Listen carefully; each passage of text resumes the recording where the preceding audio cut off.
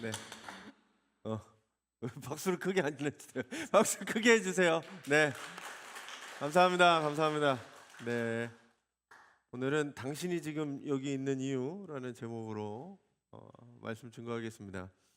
오늘 죽음을 이기시고 부활하신 주님의 승리가 온 땅에 가득한 부활절 6번째 주일입니다. 동시에 우리가 이 땅에 존재하게 하신 부모님의 사랑을 기억하는 어버이 주일이기도 합니다. 이 거룩한 주일 예배 자리로 나오신 여러분들의 삶과 가정 위에 하나님의 은혜와 평강이 함께 하시기를 간절히 축복합니다.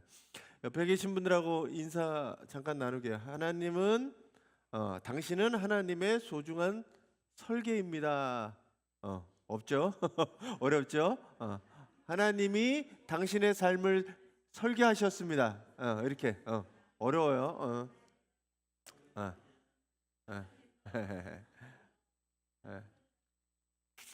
어. 뭐 이거 뭔지 아세요? 이거 퍼즐 조각입니다. 퍼즐 조각 해보신 적 있으세요? 네. 저는 이거 잘 못하겠더라고요. 이게 한 애기였을 때 이제 저희 아들 딸들 애기였을 때 한 30개, 50개까지는 제가 그냥 하겠는데 1000개 이런 거 있잖아요. 1000개. 현규가 한 번은 그걸 갖고 이렇게 1000개를 맞추고 있는데 저는 그게 저는 힘들더라고요. 저는 이게 뭔지도 모르겠고 사실은 작은 한 조각이 비슷한 색깔 막 시커먼 색깔 이렇게 있기도 하고 여기 도대체 무슨 한 피스 가지고는 무슨 그림인지 도대체 알 수 없는 거죠. 그 중에 이 한 작은 조각을 들여다보면 모양은 울퉁불퉁 튀어나와 있고 색깔은 유난히 어둡기도 합니다. 어떻게 보면 이 조각이 스스로를 보면서 한탄하기도 합니다. 나는 왜 이렇게 못생겼을까? 나는 왜 이렇게 어두울까? 내 주변엔 왜 이렇게 캄캄한 색깔들 뿐일까? 나는 어쩌다 이 모양으로 태어나서 이렇게 이 구석에 처박혀 있는 걸까라는 생각들이 들기도 합니다. 이게 시간의 조각이든 아니면 내 삶의 조각이든 그렇게 생각되어질 때가 있습니다. 근데 그게 1000개의 조각들이 모두 맞춰지고 전체 그림이 되었을 때 비로소 그게 어떤 그림인지 밝혀지게 됩니다. 못생기고 어두웠던 조각은 아름다운 밤하늘의 깊이를 완성하기 위해 바로 그 자리에 거기에 있어야만 하는 거죠. 인생도 사실은 비슷하다고 생각하게 됩니다. 왜 내 인생은 이렇게 꼬였나? 왜는 나는 이 시대에 이 땅에 여기에 태어나서 이렇게 나를 힘들게 하며 살아야 할까? 왜 우리의 부모는 이럴 수밖에 없는가? 왜 내 아버지는 왜 내 어머니는 그래서 나는 이렇게 힘들게 살아갈 수밖에 없나? 라고 하는 질문이 가슴 깊은 곳에서 올라올 때가 있습니다. 인생이 마치 바람에 날리는 낙엽처럼 어쩌다 여기까지 흘러온 것 같은 우연인 것처럼 느껴지기도 합니다. 하다 보니 살다 보니 흘러가다 보니 지금 내가 여기 있나 보다. 특히 가정 안에서 남모를 아픔들을 겪을 때 부모님이 치매를 겪거나 아니면 암에 죽음에 공포에 있을 때 내가 가정 안에 부부의 다툼으로 인해 남모를 아픔들을 겪을 때 우리는 내 존재의 이유를 잃어버리곤 합니다. 과연 나는 왜 여기 이렇게 살아야 되는가? 제가 요즘 즐겨보는 프로그램 중에 하나가 이혼 숙녀 캠프라고 하는 프로그램이에요. 제가 뭐 그 사람들의 이야기를 듣지는 않고 사실은 2호선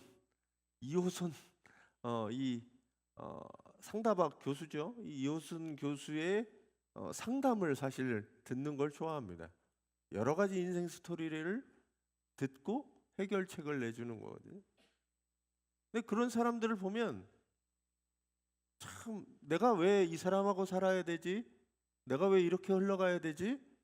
존재의 이유를 잃어버리게 되면 사실은 위험한 사람들이 됩니다. 내가 왜 살아야 되는지 모르겠고. 존재의 이유를 잃어버리면 사람은 그 다음부터는 왜 살아야 되는지 모르면 굉장히 삶이 위험해집니다. 오늘 말씀에는 이 사도행전 이야기가 나옵니다. 사도행전 이야기가 나오는데 여기 아덴이라고 하는 데가 나옵니다. 아덴이 아테네예요. 아테네. 그리스 아테네. 그리스 철학이 항상 그리스 철학이 막 융성하던 시대에 이 아테네였습니다. 아테네에 가면 아레오파고 광장이라고 하는 데가 있는데 이렇게 연단처럼 높이 이렇게 바위가 솟아 있어요. 그리고 아래에 광장이 있어요. 그래서 거기 올라가서 이야기하면 다 들릴 수 있는 그런 데입니다.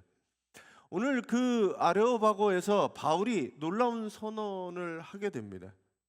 그게 뭐냐면 당신이 태어나고 머무는 그 자리 결코 우연한 게 아니라 하나님의 정교한 설계도 안에 있다라고 하는 이 이야기를 오늘 바울이 하는 거거든요. 오늘 이 이야기를 통해서 여러분들을 향한 하나님의 계획과 하나님의 뜻을 발견하는 우리 성도님들이 되시길 바랍니다. 본문 26절입니다. 같이 한번 세 번역으로 되어 있으니까 같이 한번 읽어주세요.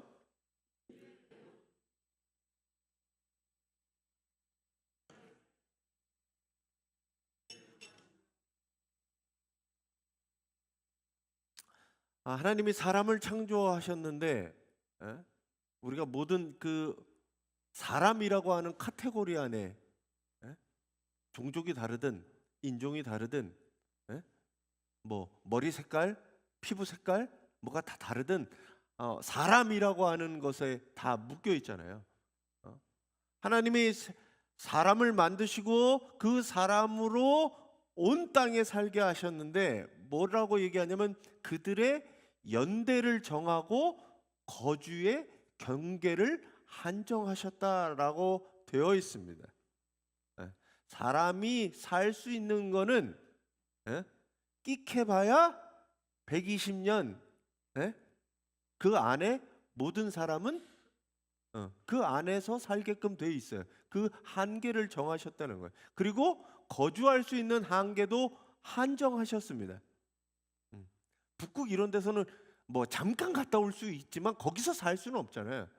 사람이 살 수 있는 이 육체가 적응의 동물, 인간은 적응의 동물이라 어디 가다 적응하겠지만 사람이 살 수 있는 살만한 곳은 극지방 그리고 저 추운데 너무 더운 데는 살 수가 없도록 만드셨다라는 거죠.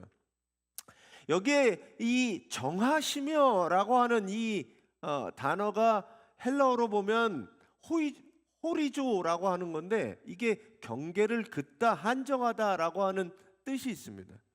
이게 영어 단어 호라이즌이라고 지평선을 이야기하는 이 호라이즌의 어원이기도 해요.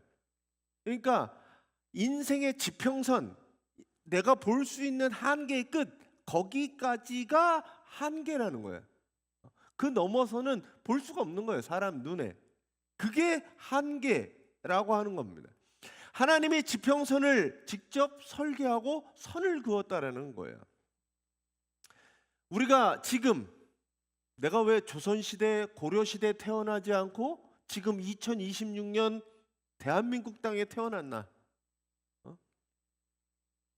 내가 미국도 아니고 북한도 아니고 정말 저 내가 평양에, 만약에 이 시대에 평양에 태어났다면 전혀 다른 삶을 살아갈 거거든요. 근데 우리는 왜 2026년 대한민국 땅이라고 하는 이곳에 살게 되었느냐라는 겁니다. 이게 과연 우연일까? 우연일까? 특별히 어버이 주일을 맞이해서 우리가 지금의 부모님 밑에서 태어나고 지금의 자녀들을 만나 한 가정을 이루는 것, 그건 과연 우연일까? 필연일까? 하나님을 믿는 우리들에게는 그것이 모두 하나님의 세밀한 설계도 안에 있다라고 하는 그 필연 중에 필연이라고 하는 겁니다. 사람들은 환경을 탓하기도 합니다. 흔히 더 부유한 집에 태어났다면, 더 좋은 시대를 만났더라면. 하지만 성경은 단호하게 얘기하는 게 하나님은 실수하지 않는다는 거예요. 여러분들이 있어야 할 것은 지금 그 자리, 내가 지금 살아가고 있는 그 자리, 그 삶의 현장이 하나님이 우리들에게 계획하신 바로 그곳이라는 거죠. 우리의 가정이 내가 더 나은 가정을 꿈꾸고 계획하고 한다고 그럴 수가 없잖아요. 자식을 가져보신 분들, 부모님이 계신 분들은 다 느끼잖아요. 부모와 자식은 내가 선택한다고 해서 될 수 있는 문제가 아니에요.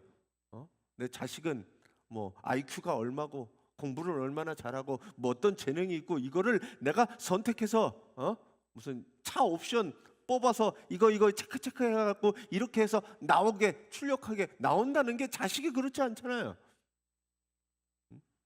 뭐 하나 내 선택대로 된 게 없어요.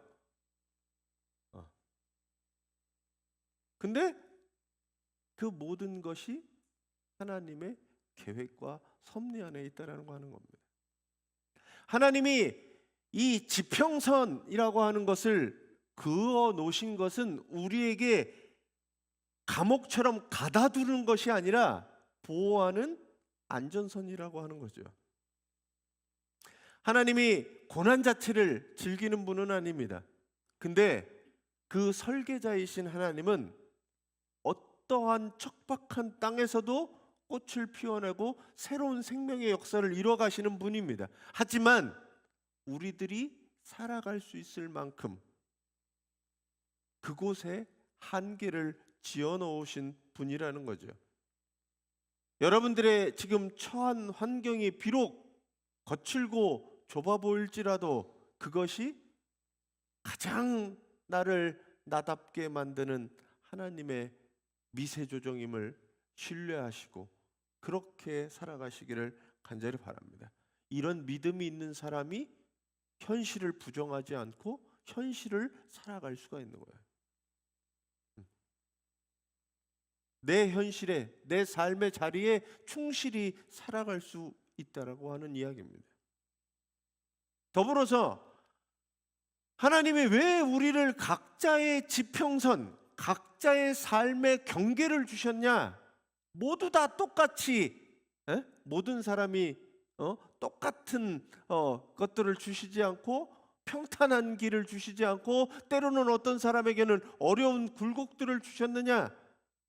오늘 말씀에 바울은 이렇게 아테네 사람들에게 이야기합니다.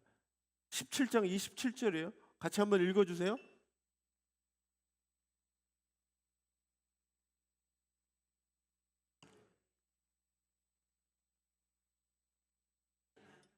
네.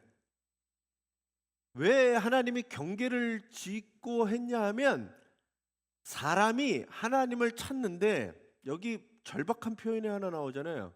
더듬어 찾다. 더듬어 찾다. 하나님을 바로 보고 하나님이시네? 이렇게 찾으면 좋은데 하나님은 그렇게 하시지 않았어요. 인간의 한계를 정하신 이유는 하나님을 찾을 때 바로 발견해서 찾는 게 아니라 더듬어 찾는 거예요. 이게 어떤 표현이냐면 시각장애인이 아무것도 보지 못하는 상황에서 길을 찾는 것하고 똑같습니다. 불이 안 보이면 아무것도 없는 칠흑 같은 어둠에서 스위치 하나 찾으려고 해도 한 치 앞도 안 보이는 건 더듬어 갈 수밖에 없는 거잖아요. 눈이 안 보이는 사람들이 지팡이 하나 잡고 앞을 두들겨서 갈 수밖에 없는 거잖아요. 그 모습을 표현한 겁니다. 인생에 예기치 않은 폭풍이 불어오고 내 가정에 내 힘으로 도저히 해결할 수 없는 갈등과 아픔들이 찾아올 때 그 막막한 가운데에서 내가 힘을 빼고 진짜 주인인 하나님이 어디 계신지 하나님을 찾으라고 하는 이 더듬어 찾아가는 여정이라는 거죠. 사람들이 평탄할 때는 하나님을 잘 찾지 않습니다. 내 실력으로 다 된 줄 알아요. 하지만 인생의 지평선이 흔들리게 될 때, 밤잠을 설칠 만큼 어렵고 힘든 시기가 될 때, 그때 뭐 하느냐? 손을 뻗어서 하나님을 찾기 시작합니다. 더듬어 가죠. 가정 안에서 상처와 결핍은 아픈 것이지만 역설적으로 그 상처와 아픔이 우리를 하나님을 찾게 만들고 삶을 변화시키게 만듭니다. 제가 이 저 요즘에 상담 쪽에 관심이 생겼어요. 상담하시는 분들을 보면 왜 상담하는 사람들을 찾아가냐면 한계에 부딪혀서 그렇거든요. 이렇게 살면 안 되겠다. 이혼하기 직전에 상담소를 찾아가는 거잖아요. 그건 뭘 얘기하냐면 상담하고 바꿔서 살고 싶다라는 거 하는 거예요. 우리가 하나님을 찾을 때도 마찬가지입니다. 더듬어서 하나님을 찾는 이유는 내 삶을 바꿔 나가기 원하는 거예요. 근데 여기 보면 더듬어서 찾다가 발견하는데 하나님이 거기에 뭐라고 얘기하시냐면 멀리 계시지 않다라고 되어 있습니다. 우리가 간절히 손을 뻗을 때 하나님은 저 멀리에서 지켜보는 하나님이 아니라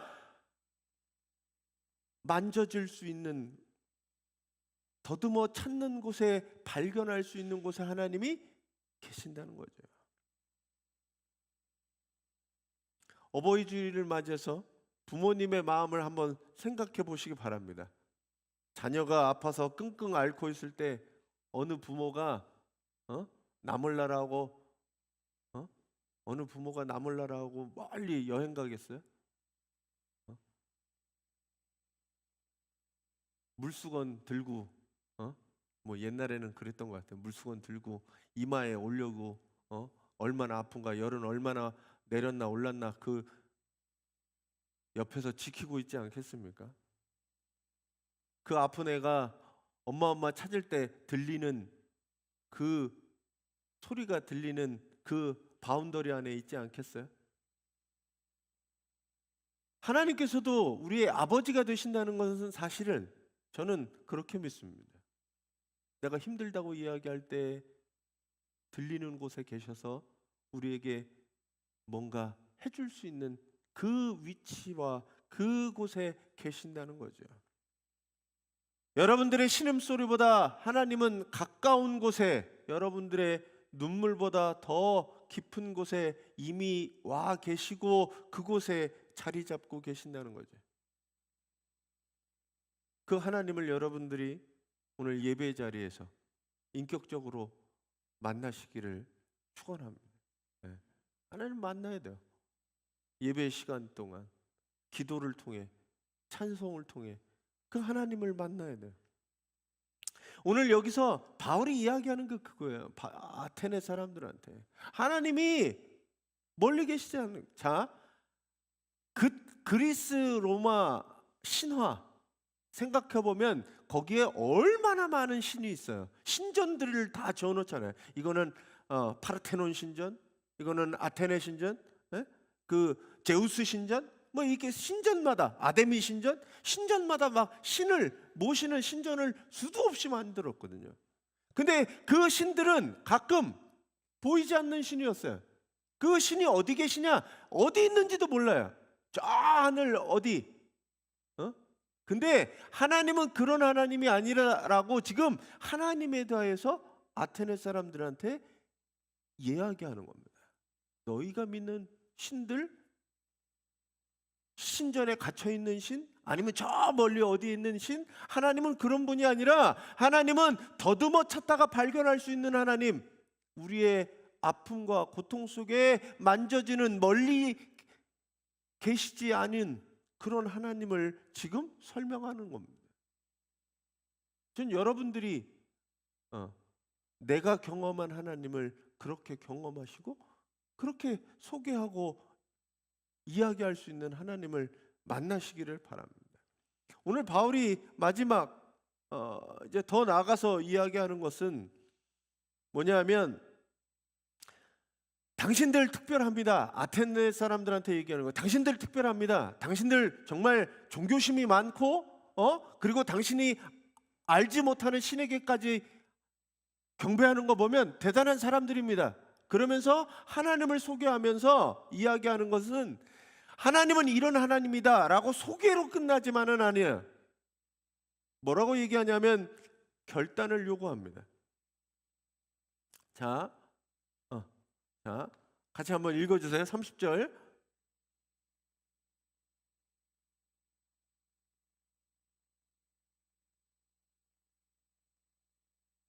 네.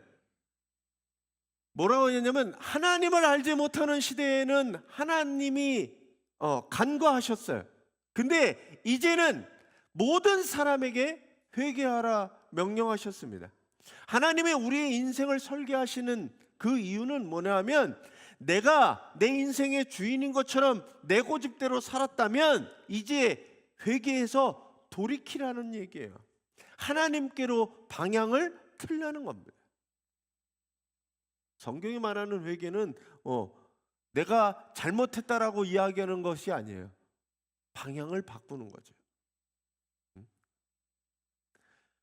오늘 부활절 저희가 6번째 주를 맞이하면서 예수님의 부활은 죽음이라고 하는 인류 최대의 경계를 깨뜨린 사건이었습니다.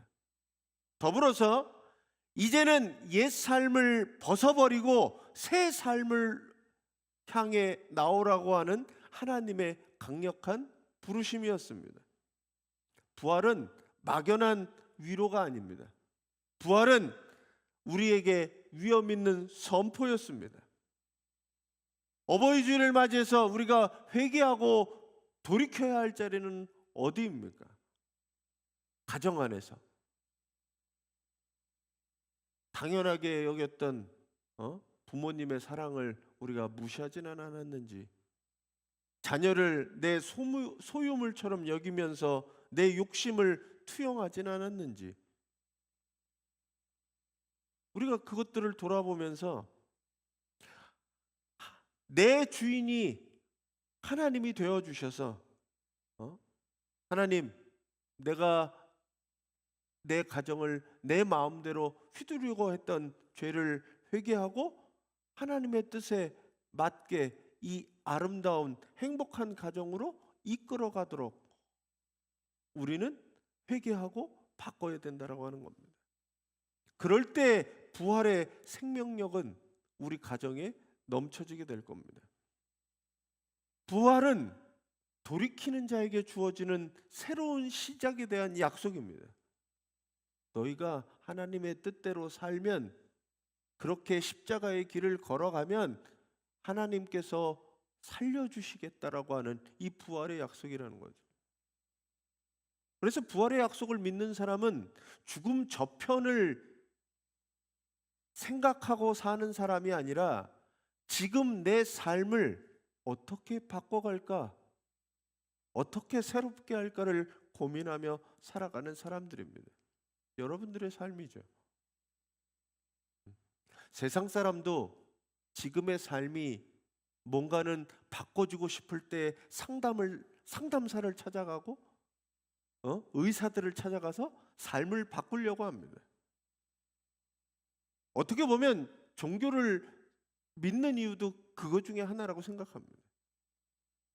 우리가 신앙을 갖고 그렇게 살아가려고 하는 것은 내 뜻대로 살아가는 것을 멈추고 이제 내게 주어진 하나님의 그 계획, 뜻, 그것을 우리는 고민하면서 십자가를 지고 살아가려고 하는 삶이라는 이야기입니다. 부활절 6번째 주일을 맞이하면서 예수님의 부활은 인생의 어떤 막다른 골목, 사망의 음침한 골짜기 가운데서도 결국 생명의 길로 연결될 것이라고 하는 확실한 증거 속에 살아가는 겁니다. 여러분들이 오늘 왜 이 자리에 앉았습니까? 왜 힘든 직장에 나가야 되고 왜 아픈 부모님과 자녀들을 돌봐야 됩니까? 그건 결코 우연이 아닙니다. 내 잘못도 아닙니다. 그거는 하나님이 우리들에게 가정을 주신 그 퍼즐판의 한 조각일 뿐이라는 겁니다. 왜 나입니까? 이 불평을 멈추고 하나님께서 나를 이곳에 두신 이유를 찾아가시기를 발견하시기 바랍니다.